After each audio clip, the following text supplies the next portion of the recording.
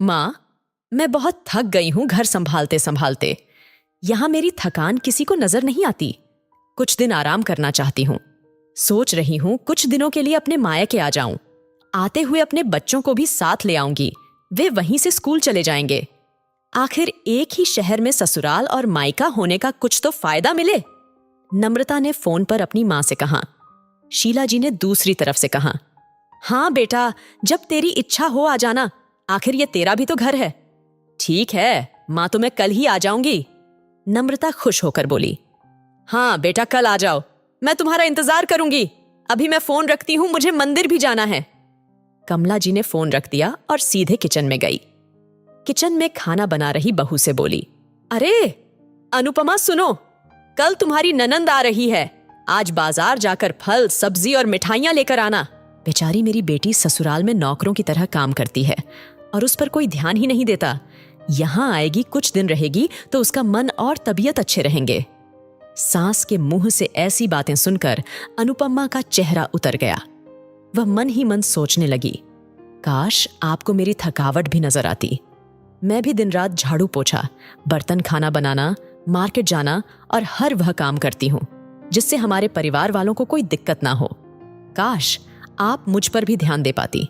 आपकी बेटी तो जब मन में आता है तब यहाँ आ जाती है, लेकिन मैं साल में एक बार ही अपनी माँ के पास जाती हूँ। तब भी आपको प्रॉब्लम होती है। मैं भी इंसान हूँ, मेरा भी मन है। मुझे भी लगता है अपने माँ के पास जाकर थोड़ा आराम करूँ, सुख दुख की 2-4 बातें करूँ, अपना मन हल्का करूँ।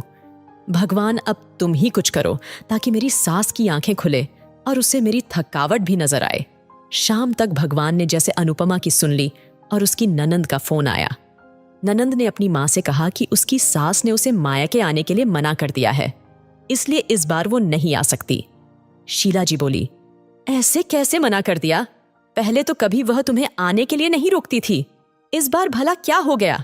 लाओ मेरी बात कराओ, उनसे मैं समझती हूं। नम्रता ने फोन अपनी सास के पास दिया।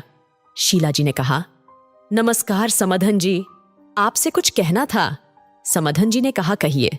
दरअसल कल त्योहार है, इसलिए नम्रता अपने मायके आना चाहती है। अगर आप उसे भेज दे तो अच्छा रहेगा।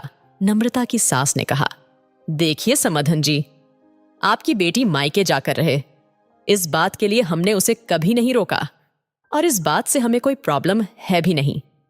कुछ दिनों पहले मैं अपने रिश्तेदार के शादी में गई थी। वहां आपकी बहू अनुपमा की माता जी से मिलने का मौका मिला। उनसे गपशप करने के दौरान उनकी बातों से पता चला कि अनुपमा को साल में एक ही बार अपने मायके जाने को मिलता है और वह भी बहुत कम समय के लिए। मुझे लगता है आपको पहले अनुपमा को उसके मायके भेज देना चाहिए और वह जब मायके होकर आ जाएगी तो मैं नम्रता को आपके पास भेज दूंगी। एक बहुत जरूरी बात जो मुझे लगता है आपको समझ लेनी चाहिए कि आपको अपनी बहू को भी बेटी की तरह या बेटी से भी ज्यादा प्यार देना चाहिए। उसे भी मायके जाने की इच्छा होती होगी। हो सकता है नम्रता के वहां आने से उसकी आवभगत करने के लिए आप उसे उसके मायके नहीं भेजती होंगी, या फिर वह आपसे कुछ कहने से अभी डरती हो। अगर आप उसको घर में ही कैद रखेंगी तो एक दिन ऐसा आएगा जब वह आपके खिलाफ बोलने लगेगी, फिर वह आपकी सुनेगी भी नहीं और जब चाहे तब अपने मायके जाएगी। ऐसी परिस्थिति आए, इससे अच्छा है कि आप ही कुछ बदलाव अमल में ले आए जिससे आपका रिश्ता और रिश्ते की मिठास खराब ना हो। शीला को अपने समधन के हर एक शब्द में सच्चाई नजर आई। उन्हें महसूस हुआ कि उन्होंने अपनी बेटी के प्यार में अंधे होकर कभी भी अपनी बहू के मन का विचार नहीं किया। उन्होंने हमेशा ही अपनी बेटी को अपने बहू से ऊपर रखा। दूसरी तरफ नम्रता भी अपनी भाभी के बारे में हो रही इस बातचीत को सुन रही थी। उसने भी रियलाइज किया कि वह कभी भी अपनी भाभी के साथ ठीक से बात नहीं करती और जब जब वह अपने मायके जाती हैं तो भाभी थोड़ी उदास रहती है। शीला जी ने अपनी बहू को बुलाया और उसे कहा कि अनुपमा कुछ दिनों के लिए नम्रता नहीं आने वाली है, इसलिए पहले तुम अपने मायके होकर आओ।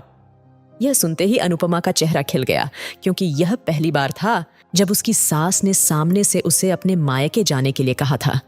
अगले दिन अनुपमा अपने मायके गई और इस बार 1-2 दिन नहीं, पूरे हफ्ते भर रहकर आई। अपने माँ बाप से, अपने रिश्तेदारों से मिलकर आई और जब वह लौट कर आई तो उसका चेहरा खिला हुआ था। उसकी आंखें चमक रही थीं।